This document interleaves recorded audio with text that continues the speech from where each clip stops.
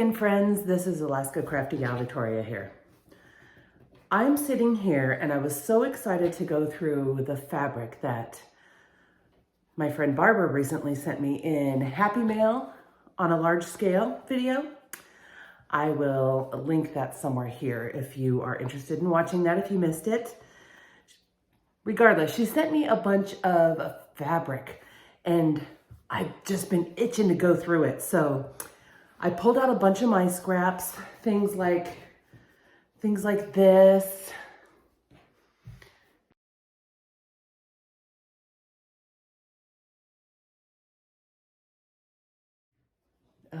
Things like this.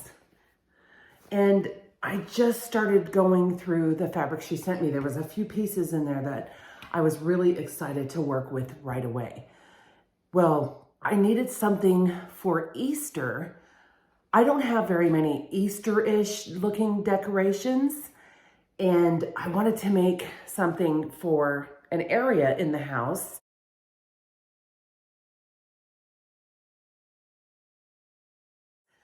And so I started cutting strips. So I measured this area and it's about 11.5 to 12 inches deep. And it is, how long is it? I don't remember, like 48 inches long.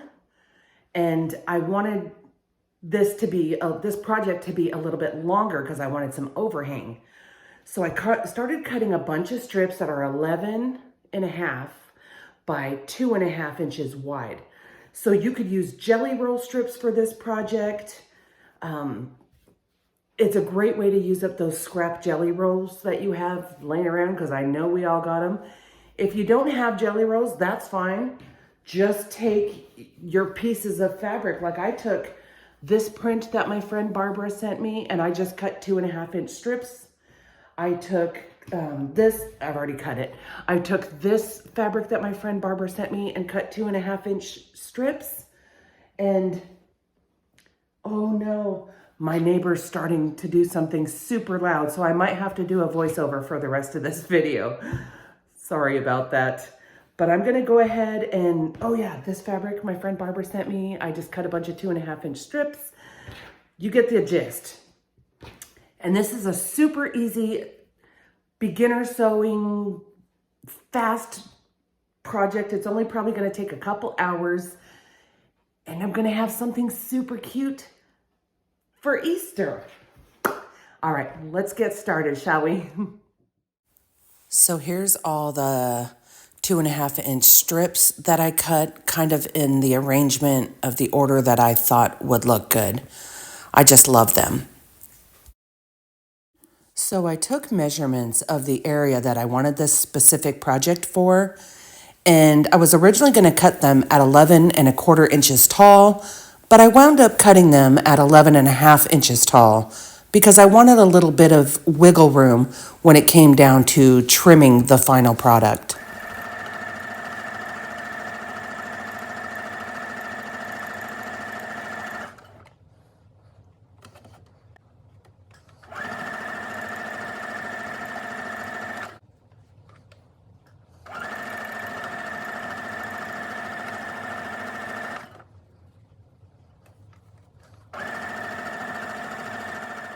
So this is the order I've decided to do my strips in. Try to kind of sort of evenly distribute my 2.5 strips. And then of course, this will be the middle section. And then starting on the left-hand side, it'll be opposite. So all the way down, it'll be, the reverse of this. So I'm liking how it's turning out so far. I can't wait to show you guys the finished item. So here's one of the side panels all pieced together, and I just need to go give it a good press and do the other side. So you guys remember this from my Happy Mail on a large scale video. I'm going to use this as the backing on this table runner that I'm making, and it's going to look really cute. So I'm getting ready to go iron my backing, use my leftover batting from Riley's quilt. And then I'm going to cut this down to match the backing side, and I'm going to start quilting this. I'm just doing some basic straight line quilting, and I'm going to do it on either side of this table runner. I don't feel the need for a walking foot this time just because it's such a small project. So I'm just going to do some basic straight line stitching, and I'll show you what it looks like when I'm done. And then I'll show you what binding I picked out. I have this little Simplicity sidewinder. That way I don't have to unthread my machine when I run out of bobbin thread, which I did. So I'm just going to sit here and wind some bobbins, but I'll show you how this cute little contraption works if you're interested. Okay, quickly, you just take I just have my spool on here. The one that's attached to my sewing machine is over here. I just take it off and put the new one on. And you can put a smaller spool of thread here, like say you have, you know, just a regular spool of thread, you just set it on there like that. And then you thread it through this little tiny hole right here.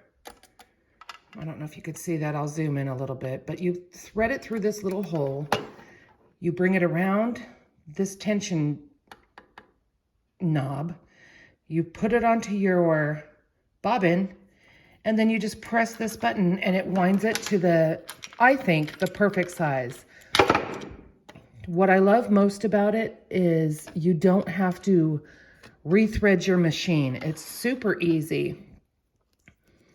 So I'm just going to, I know it's white thread, so that's kind of a pain to see on film, but I'm just going to, I have a heck of a time doing this.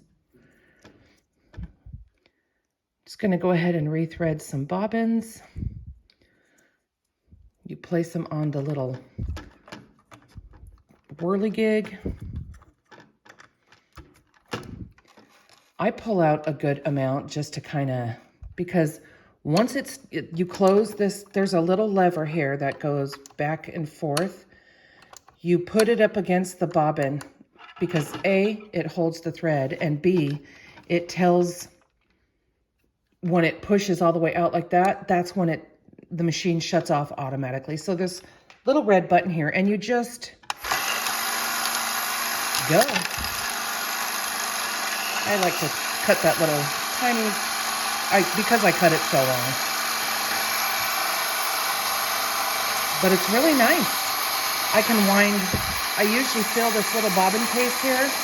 I usually do white and gray, and then I have another bobbin case that holds just other colors. And that is it. Look at how awesome that is. I love this thing. I got this at Walmart. I don't know, up in Alaska. I have seen them here, but it's called the Simplicity Sidewinder. I was going to do an unboxing and all that when I first got it, but I didn't. So I love it. I know Walmart still carries it. I just saw it in my local Walmart. If you're interested in this little Sidewinder, some people love them, some people hate them. I love it. It works so good. And I love the fact that I don't have to unthread my machine. I mean, that's just a win-win in my book.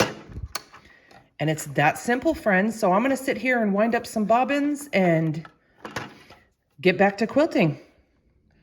I have this leftover binding from when I did my granddaughter Riley's quilt.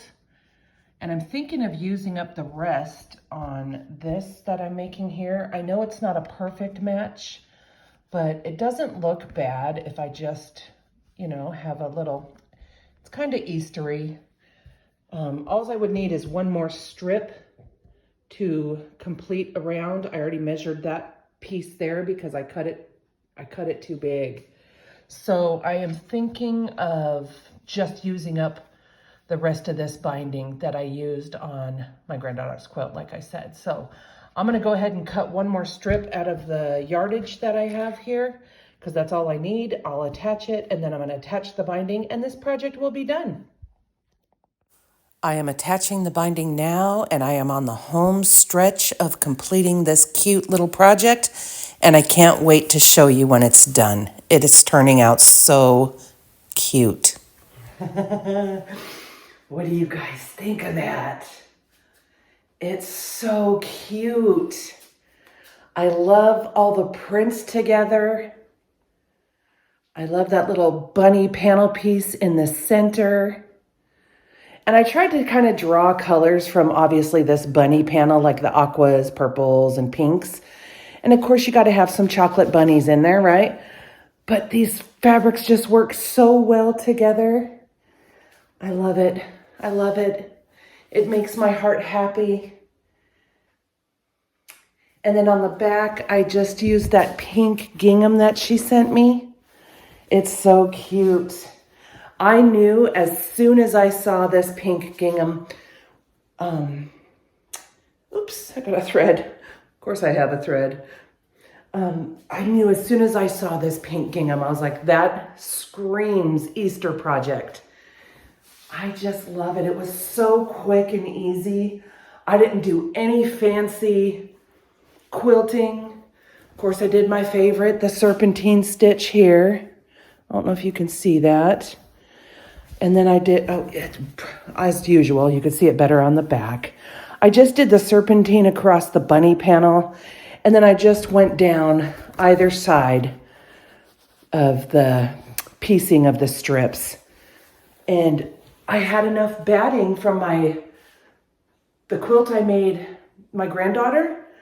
I had obviously leftover batting. It was the perfect depth. I can actually make 2 this size. So I'm thinking of using the other piece of leftover batting to make a Christmas table runner. I won't be doing that today, but maybe like a Christmas in July, and I want to do a different pattern. So what do you think, guys? Isn't it a great idea to use that leftover binding from her quilt as well? It just turned out so cute. I love it. Thank you guys for joining me. Sorry about having to do the voiceover on the bits. It's not like this is per se a tutorial, but I've got neighbors doing, I don't know, some kind of crazy construction. They're remodeling a house, like literally just one house around the corner from me. So it's kind of loud. Anyway, thank you for joining me, my friends. Happy sewing. I hope you enjoy this quick little fast, fun Easter project. I am a beginner quilter, so this is like perfect for me too. And I wanted to share with all of you who want to learn how to sew and do something quick and easy. Thank you, Barbara, for the beautiful fabrics. You'll be seeing them in more upcoming videos. And that's it. That's it, my friends. I'm going to go put this on my table. I'm going to take a few pictures and I'm going to put them here on the end. Just a quick slideshow so you guys can see how it looks. Here it is, my beautiful table runner. I love this thing so much. I think it turned out great. It has the nice little overhang. I have all those beautiful fabrics that my friend Barbara sent me, some of them anyway, in here. Oh my gosh, I love it. I think the binding looks really cute with it. Everything about this, I love. So thank you, Barbara. I'm having a lot of fun sewing with my scraps. And we'll see you guys in the next video. Thank you so much for joining me here and spending a little bit of your time with me and choosing me. All right, until next time, my friends. CraftyGalVictoria here. Bye-bye.